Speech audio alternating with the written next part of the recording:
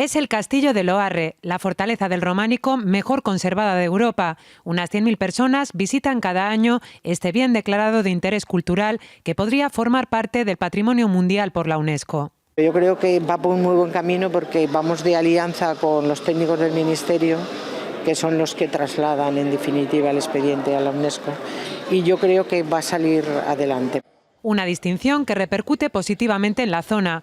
Lo saben bien en la comarca de Sobrarbe, uno de los pocos territorios del mundo que aúna 4 reconocimientos UNESCO relacionados con el patrimonio. Una reserva de la biosfera, 2 bienes inscritos en la lista de Patrimonio Mundial, 4 bienes inscritos en la lista representativa de Patrimonio Cultural Inmaterial de la Humanidad y además todo el territorio de Sobrarbe ha sido declarado Geoparque Mundial por la UNESCO.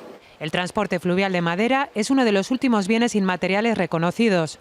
Gracias a ello, los descensos de navatas en localidades como Ainsa despiertan cada año más interés.